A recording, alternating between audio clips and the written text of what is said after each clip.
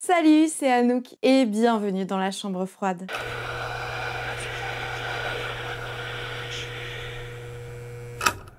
Dans cette vidéo un peu spéciale, je vais classer les 37 épisodes de la série Black Mirror. Je sais, ce n'est pas du cinéma, mais vous avez été nombreux et nombreuses à me demander mon avis sur la nouvelle saison. Et bon, même si elle est plus science-fiction, eh bien, à plein d'égards, beaucoup d'épisodes peuvent vraiment perturber et foutre les boules. Et vu que c'est une série que j'adore, j'avais très envie, une fois, de vous en parler. Du coup, vous pensez bien que je ne vais pas m'étaler sur les 37 épisodes. Je vais essayer d'être concise et efficace pour que ça reste digeste. Par contre, je suis toujours très intéressée de savoir votre avis, donc dites-moi en commentaire quels sont vos épisodes préférés et ceux que vous avez moins aimés. Et bien sûr, si vous ne vous êtes jamais penché sur la série, je vous la conseille de ouf. Pour celles et ceux qui ne la connaissent pas encore, c'est une série où chaque épisode sont indépendants les uns des autres. Ce qui les réunit tous, plus ou moins, ce sont leur côté thématique des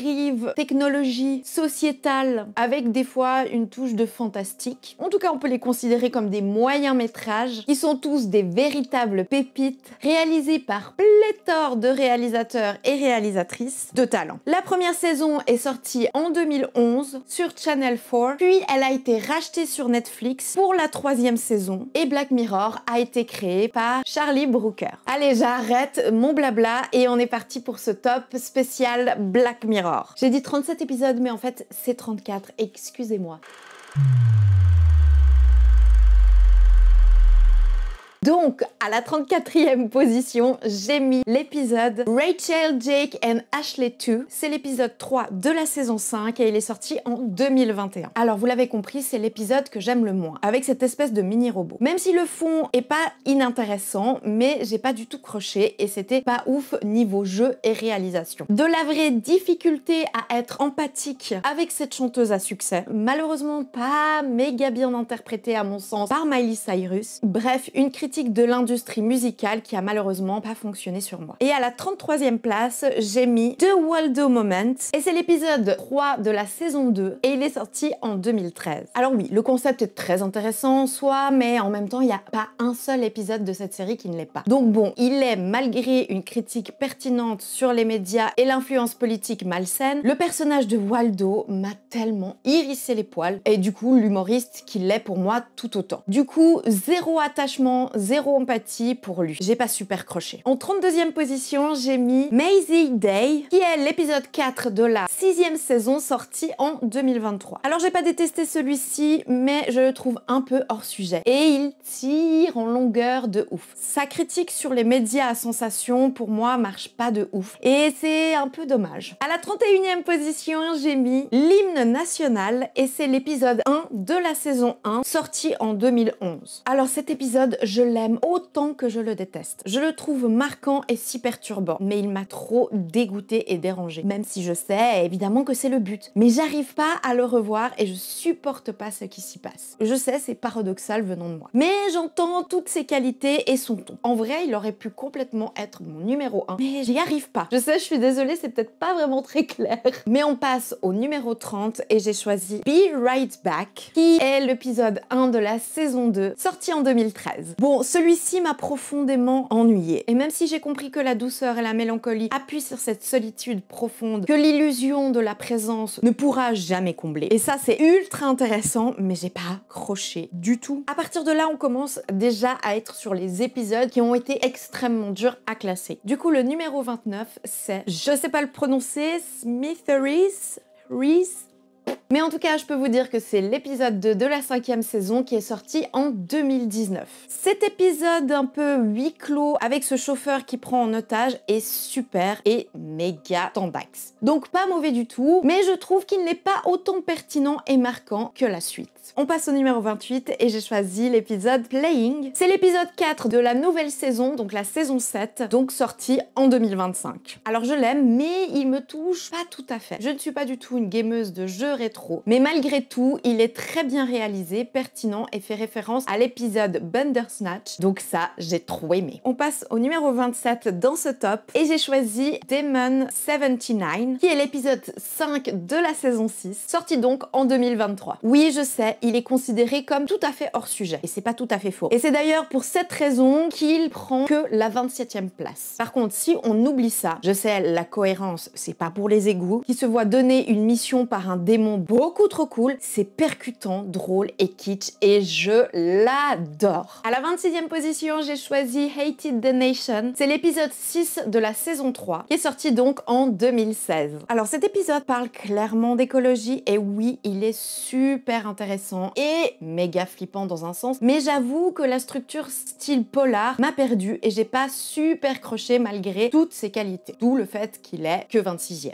La 25e place est prise par Men Against Fire. C'est l'épisode 5 de la saison 3 et aussi sorti du coup en 2016. Malgré un contexte militaire qui me met toujours un peu mal à l'aise, ici il dénonce justement ses dérives et sa manipulation. Il choque et il est prenant. Je l'aime vraiment beaucoup. La 24e position est prise par l'épisode Eulogy, qui est l'épisode 5 de cette dernière saison, donc sorti en 2025. Eh bien cette dernière saison ne manque pas de me plaire. Un casting génial avec Paul Giamatti qui nous montre une toxicité feutrée dont on n'a pas forcément l'habitude. L'entrée dans son passé avec des photos est ultra bien réalisée et très originale. En 23e position, et sa suite qui sera en 22e position, c'est le seul épisode en 2 parties USS Callister, le premier qui est sorti dans la saison 4 en premier épisode, donc en 2017, et le deuxième est sorti avec le même titre plus Into Infinity, et c'est le dernier épisode de la saison 7. Une satire visuellement incroyable qui, pour être très honnête, ne m'a pas tout de suite plu. Mais en revoyant l'épisode pour cette vidéo, je suis restée complètement bluffée. Une tension, une critique acerbe de la masculinité toxique au pouvoir qui m'a clairement réconciliée avec cet épisode. Du coup, j'étais hyper emballée de voir le deuxième dans cette saison 7, d'autant plus que cette suite est vraiment méga quali et je l'ai un tout petit peu mieux aimé que le premier. On passe du coup à la place 21 et j'ai mis l'épisode Beyond the Sea, qui est l'épisode 3 de la saison 6, sorti en 2023. Dans cet épisode vraiment touchant et perturbant, on est avec 2 astronautes qui peuvent vivre une double vie dans l'espace et sur Terre. Les personnages incarnés par Josh Hartnett et Aaron Paul sont intéressants et très bien interprétés. J'ai aussi beaucoup aimé la réalisation de cet épisode. En 20e position, et là ça commence à être dans le dur, j'ai mis Archangel, qui est l'épisode 2 de la saison 4, sorti en 2017. Dans cet épisode, c'est avec une mère et toutes ses névroses qui plongent dans un désir de contrôle malsain. Mais bien que je me sente pas tellement concernée, je suis touchée par cette maman qui essaye malgré tout de faire au mieux. Une bonne claque déjà pour ma part, alors j'imagine pas d'autant plus si on est parent soi-même. En 19e position, j'ai mis Retour sur image, qui est l'épisode 3 de la saison 1, donc sorti en 2011. Un épisode qui va encore sur le contrôle malsain, mais celui-ci dans un couple où la jalousie toxique et toute la violence qui en découle est dénoncée. J'aime aussi énormément sa réalisation que je trouve extrêmement belle, sobre et qui accentue encore plus cette tension psychologique. Et en 18e position, j'ai mis l'épisode hors série Bandersnatch, qui est lui sorti en 2018. Oui, alors ici on est dans celui qui n'est dans aucune saison, mais j'avais quand même envie de le mettre, donc voilà. C'est donc un épisode interactif de 1h30 où on te laisse le choix dans cette histoire complètement dingue. On plonge dans les années 80 avec un jeune programmeur qui veut faire un jeu vidéo qui s'inspire des romans où tu es le héros. Bref, ça part en vrille et c'est trop cool. En 17e position, j'ai mis l'épisode White Christmas, qui est l'épisode 4 de la saison 2 et donc sorti en 2013. C'est donc un des mieux classés dans tous les sites confondus. Donc vous l'avez remarqué, pas pour moi, mais sa 17e place, pas dégueu, prouve que je l'ai quand même beaucoup aimé. Il m'a vraiment touchée et son ambiance sombre m'a beaucoup plu. On passe à la 16e place, on ne se décourage pas et c'est Black Museum de la saison 4 et c'est l'épisode 6 sorti en 2017. Ah oui, alors oui, clairement, c'est l'épisode qui te fait 1 milliard d'easter eggs et oui, ça marche sur moi. Mais il n'est pas juste un épisode un peu clip show, il a aussi son fond et sa forme que j'ai beaucoup aimé. À la place numéro 15, j'ai mis Joanne est horrible. Et c'est le premier épisode de la saison 6 sorti en 2023. Un épisode qui fait du bien parce qu'il est fun avec un ton satirique que j'adore. Cette méta explore la perte de contrôle et les dérives technologiques. Vous me direz plutôt classique pour un Black Mirror. Mais sa réalisation et ses actrices géniales Annie Murphy et Salma Hayek en font un épisode qui a fonctionné à fond sur moi. À la 14e position, j'ai mis Playtest, qui est le deuxième épisode de la saison 3, sorti en 2016. Allez, je pouvais pas mal le classer, celui-ci il parle d'un test de jeu vidéo d'horreur. Ça touche la corde sensible, forcément. Du coup, même si j'ai conscience qu'il a pas très bien vieilli, j'aime vraiment cet épisode. Et il est également significatif sur notre rapport à la peur, donc il fonctionne. En 13e position, j'ai mis Bête Noire, qui est l'épisode 2 de la 7e saison, sorti donc en 2025. Un épisode qui n'a apparemment pas tellement plu, mais vous pensez bien qu'à moi, si. Il m'a complètement craqué mon cerveau et j'ai trop kiffé ça. Même si on peut y voir des certaines incohérences, pour moi, il fonctionne et apporte une réflexion tout aussi intéressante. Et à la 12e place, j'ai mis Locke Henry, qui est le deuxième épisode de la saison 6, sorti donc en 2023. Là aussi, un petit hors-sujet pour certains, certaines, et je comprends. Mais personnellement, il m'a marqué et son côté très glauque et thriller m'a complètement emballé. Un épisode qui me parle tout particulièrement parce qu'il interroge sur ce voyeurisme pour le gore et le sensationnel. Ça va titiller cette interrogation de jusqu'où on peut pousser le vice. Bref, captivant malgré qu'il détonne un peu de la DA de la série. On passe au 11e épisode et j'ai mis Crocodile, le troisième épisode de la saison 4 qui est sorti en 2017. De nouveau un épisode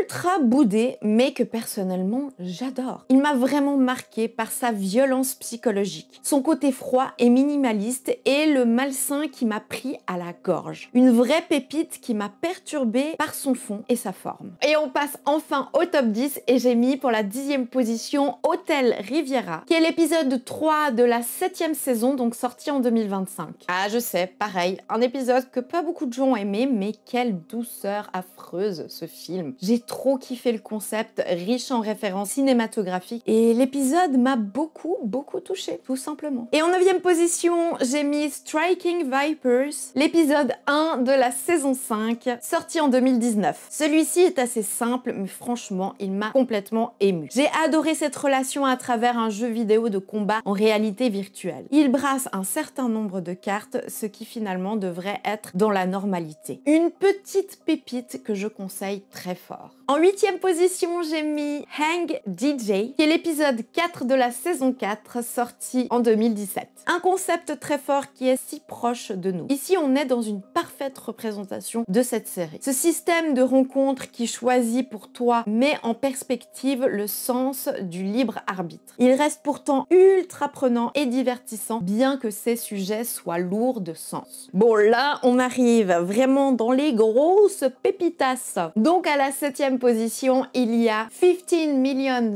Merits, qui est l'épisode 2 de la saison 1, donc sorti en 2011. Oh, comme j'aime d'amour cet épisode où je découvre pour la première fois le fabuleux acteur Daniel Kaluuya. Et bon, bien sûr qu'il est marquant par cette dystopie affreuse, les décors et la mise en scène est dingue, et elle réussit à te mettre dans un inconfort fort et perturbant. Dans un inconfort fort.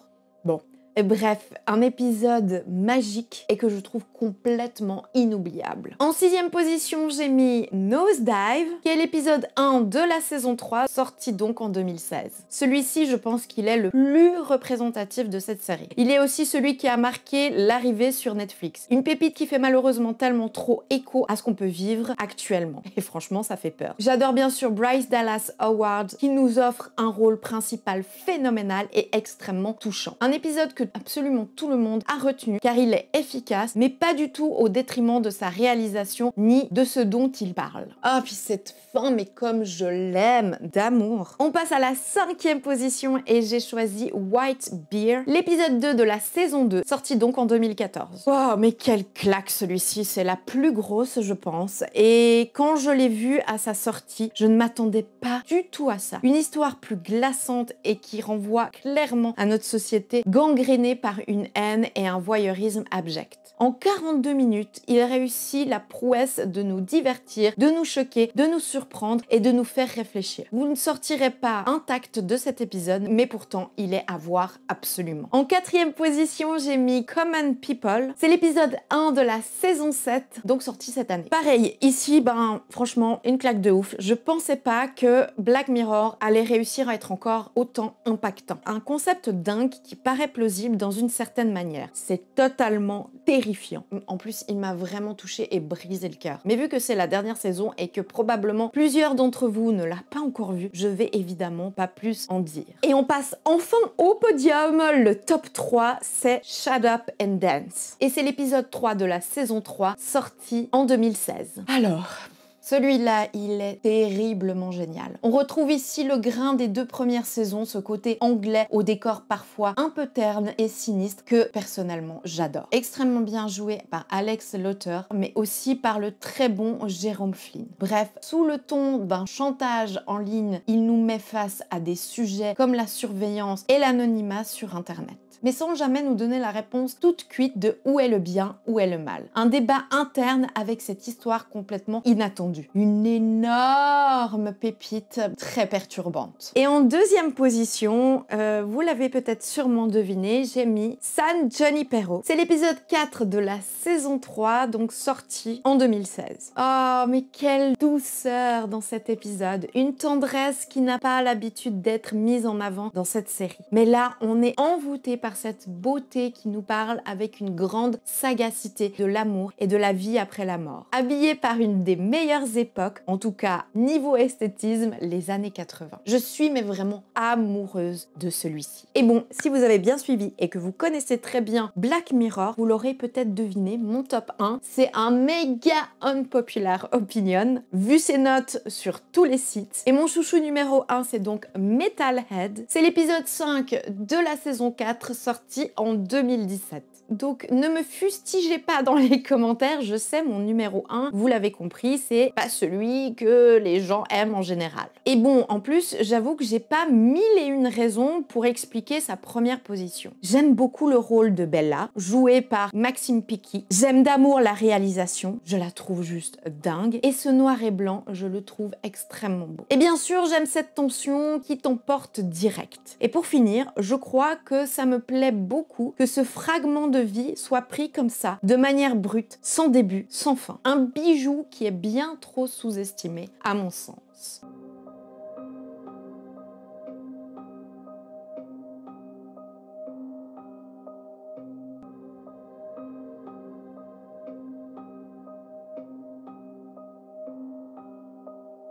Et voilà, c'est tout pour cet épisode spécial Black Mirror. C'était dense, je sais, mais surtout j'espère qu'elle vous a plu quand même. Et si vous êtes intéressé à ce que je parle de nouveau d'une autre série, dites-le moi en commentaire, mais surtout dites-moi aussi quels sont vos épisodes préférés et ceux que vous avez moins aimés dans cette super série. Vous connaissez évidemment la chanson pour me soutenir. Cette fois, je ne la chanterai pas, donc...